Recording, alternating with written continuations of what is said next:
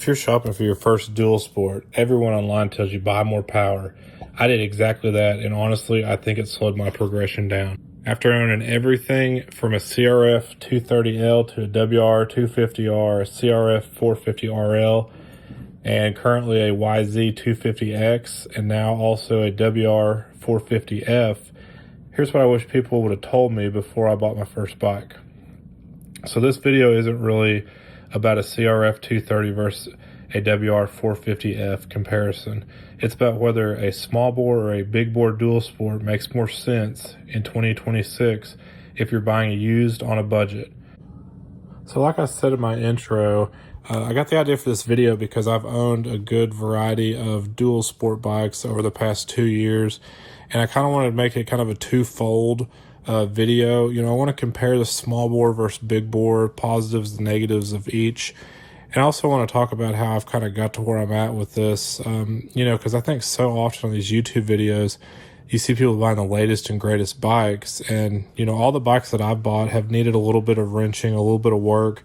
But I've been able to buy them on a pretty good budget, and I really haven't had to stretch myself financially to get into the sport and to enjoy it and to try a different variety of bikes. Now, I know not everybody's like me. I enjoy wrenching. I enjoy working on stuff. It's kind of a hobby for me. But, you know, if you have the desire or you have a little bit of skill, there's a lot of good used bikes out there from people who buy them and then move on to different things that, you know, with a little bit of work, you can get them up to where you need them, to where they're rideable, to where they're reliable. And you can really have a good time. And you know, honestly, the motorcycles have changed a bit over the years, but you know, this 230 L that's in this video, it's a 2008. It's carbureted, and you know, that kind of stuff. It's analog gauges, but it's nothing to be afraid of, and it's not like you're really missing out on something when you're talking spending thousands and thousands of more dollars on a newer bike. So let's get into this video. I'm going to run through real quick kind of my progression of where I've been at. And then I'm going to go through the main discussion, the small bore versus the big bore, and which one I feel like is best for what type of rider you are.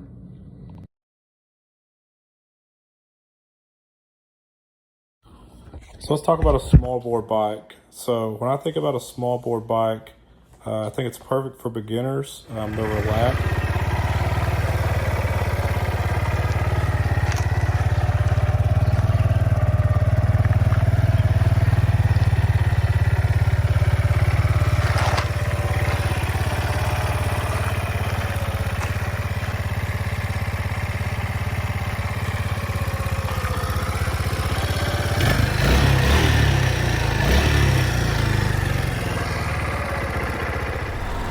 Very unintimidating. They're less demanding to ride and maintain. They're just all around a friendlier bike to operate. Most of them, when I think of a small bore, I think of like a 300cc or lower. Maybe not all air cooled, but a lot of options are air cooled. Some are liquid cooled. Not a huge difference, not a big deal. But generally, a small bore, in my opinion, is more of a street biased bike that gives you the flexibility to hit some trails. Maybe not extreme stuff, but you know, you can ride it off-road, you can ride the dirt roads, but it's just a good bike to cruise down the highway. It's smooth, it's easy riding. They're lighter sometimes. I probably shouldn't say that because some aren't lighter. You got a lower seat height, there's a lot less vibration, and maintenance intervals are a lot longer than a more of a high-strung performance bike. So this is the kind of bike you can ride all day long on the forest roads, most side-by-side trails, jump on the highway, ride 60 mile an hour back to your house or truck. You know, they're some of the pros that I see for a small bore is a cheaper entry price, more relaxed and comfortable ride, longer maintenance intervals, simpler, less complex machines, beginner friendly, easy to ride, and forgiving. Some of the cons, not as much power. They usually leave a lot to be desired once you become a good rider and once you kind of progress. You can outgrow them quickly. And they're, like I said earlier, they're more road oriented than a trail bike. So as you can see in this video of me riding this CRF 230L, I'm sitting more vertical I'm just more in a relaxed position. The seat height is lower. It's just a comfortable bike. It doesn't make a ton of power. It doesn't have a lot of vibration. It's very smooth. It's very forgiving, and you know, it's just it's a comfortable bike on the road. It's quiet. It's just a nice machine. So the first major question is, what type of terrain and trails do you want to ride? Because as you will see throughout this video, specific bikes are designed and engineered for specific types of trails and riding. Yes, there's a lot of overlap, but understanding this will make you a much more educated buyer and help with the decision, and maybe help you land on the correct bike faster than I did. So I live in Arkansas, so we have a good mix of back roads, forest service roads, side-by-side trails, and a few single track. It's steep, it's rocky, and overall it's just a good mix of riding. Really the only thing we don't have is desert and sand and stuff.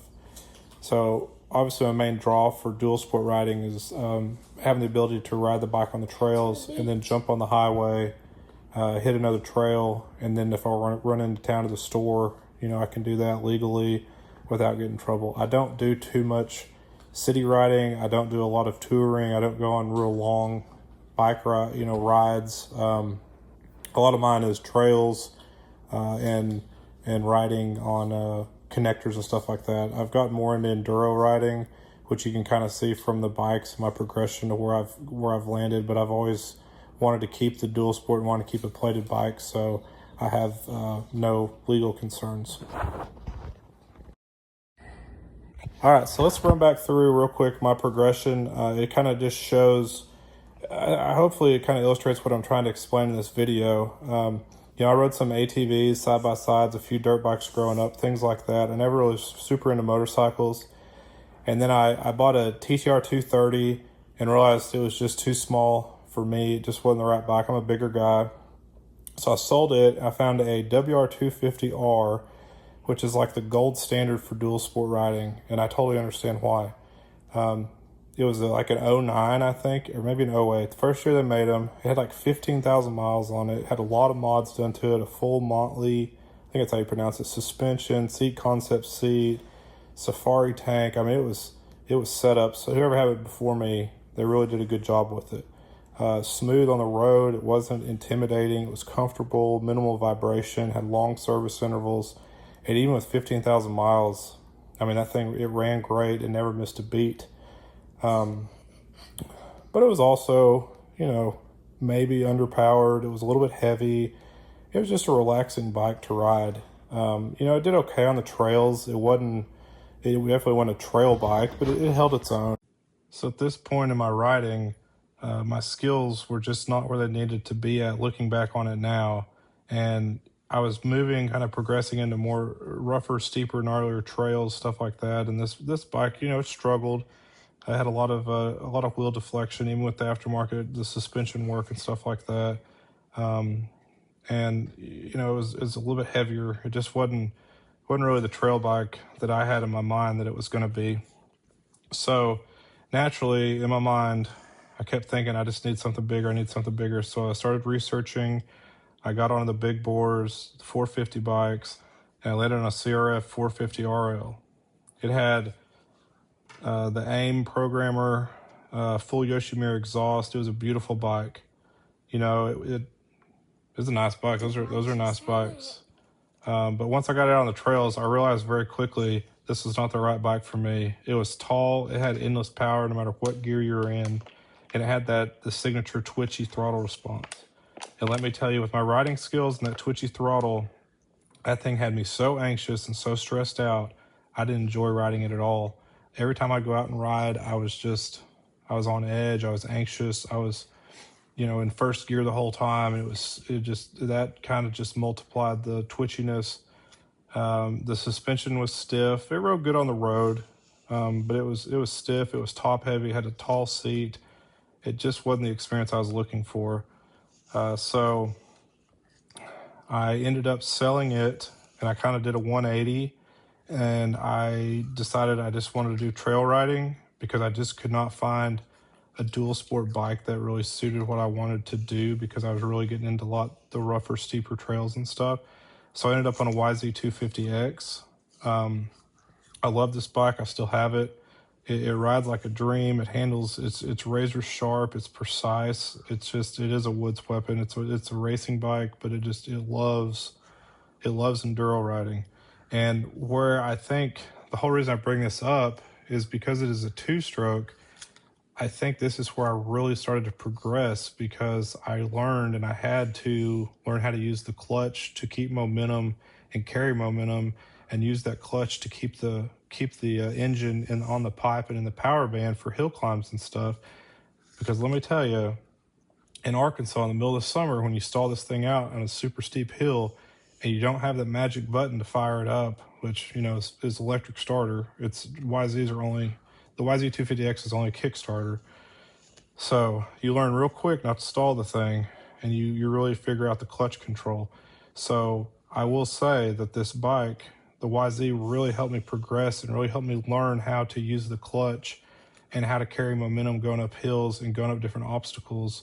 And looking back on it now, had I learned that on the WR250R, I think my experience would have been very different than it was, because at the time I was used to an ATV where you use the throttle to control hill climbs, to control speed and stuff like that. I didn't understand the clutch, so I thought naturally I needed more power, when really I just needed to improve my skills. So after that, with the YZ, it's a sweet bike, but I still got the itch, and I wanted something I could go cruise the forest roads on. I could jump on the highway. I wanted a dual sport. The YZ is a sweet bike, but it's just not as comfortable for cruising around on. It doesn't have the fuel range, and it's just not the bike that I enjoyed doing that on. So I knew, like a KLX or CRF L, just weren't for me. They're too heavy. They weren't what I wanted. And then one day, lo and behold, I come across the 2015 WR450F on Facebook. The guy had it for a long time, and he just rode it on trails and stuff. And I started researching and looking at putting a street legal kit on it and getting it plated in Arkansas, which I thought was a long shot, but it actually was a very simple process. I'm working on a video about that, but I bought the Tusk street legal kit, put it on there, did an affidavit, or signed an affidavit, went to the DMV and got it plated. So, it worked out pretty well. I've been very happy with the bike. So let's talk about the big bores. So when I'm thinking of a big bore, I'm thinking of like a 450, maybe probably a 500 KTM, something like that. Something it's a dirt bike. It's a performance-driven bike. It's a high-strung engine. It's a thoroughbred that just wants to go fast. It's got a racing heritage. It's got short maintenance intervals. It's just a dirt bike that you've either got plated legally, or that the manufacturers have just done enough to get it where it's legal to ride on the road.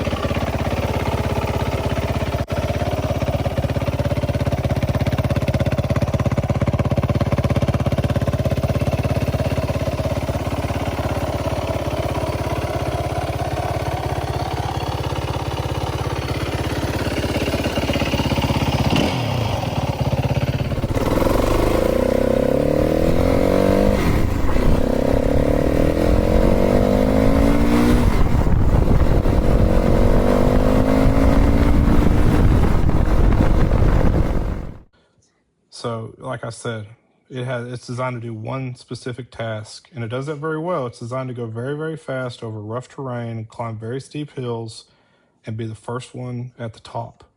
So, with that in mind, in my opinion, with these bikes, the engineers and designers, they weren't worried about rider ergonomics or service intervals or how comfortable you are or anything like that. They're worried about going fast and having a bike that's able to do that. And I will say that look at my WR450F, they did a very good job. It does not as good as my YZ, but it holds its own. I can ride some pretty gnarly stuff. I don't get gas. I don't get worn out. And it carries its weight well. It's a pretty amazing machine.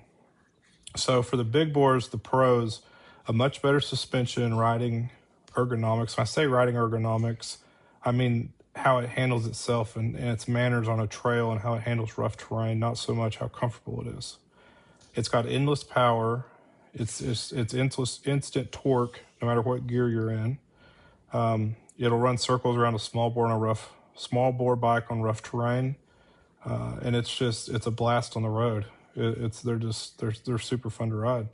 So some of the cons: endless power, which it's good and bad. It's a double-edged sword. Shorter maintenance intervals. It's very much less forgiving on trails when you get in a bad situation. Less comfortable on longer rides. Less stable at highway speeds. You hear a lot of people, I can never think of the word, but they talk about these bikes, how when you get up to like 55 or 60, they get kind of squirrely, and you can kind of feel them moving around a little bit, which is true. It's a lighter bike and it sits up higher. But in my experience, which I don't ride a ton of miles on the highway going that fast, but they're definitely, it's you can live with it, but it's not the greatest feeling. And then gas mileage is the other con, because they are pretty thirsty if you ride them like they want to be rode. So I hope this video kind of paints a little bit clearer picture of making a decision between which dual sport bike and which direction you want to go. Honestly, I wish I had a straightforward answer, but I don't think anybody does. And I think it's one of those hobbies that there really is no perfect bike for. It really, bikes honestly are like tools. They're kind of like a hammer. If you're doing body work, you're not going to use a framing hammer, but if you're building a house, you're not going to use a little ball peen hammer to build the house with. Yes, they'll do it, but they won't do it as good, and they're just two different types of tools. So, my suggestion honestly would be buy something that's affordable, that's a small bore if you're just starting out, that's, you don't have to get the top of the line, the super decked out one. Get something affordable, watch some videos, learn how to fix stuff, learn how to put a new chain on, learn how to change the tires, things like that, because you may have to do it one day on the trail, so you got to learn it anyways. But it's a really fun hobby. I've really enjoyed it. I've really enjoyed the learning and the progression, and I don't see it slowing down anytime soon for me. It's a pretty addicting hobby, and there's so many different ways and so many different directions to go. But I appreciate you watching this video. I hope you enjoyed it. Please like and subscribe. I'll continue working on creating more content focused on repairs, failure points of bikes, and just riding content in general. I'm going to start a new series about looking at different components and kind of what makes them fail and how they fail. And then I've been riding some of the BDR-X in Arkansas. I'm going to do some videos on that, and kind of, I want to go through my WR and kind of how I set it up, and some things I've done to it. So thanks for watching, and we'll see you next time.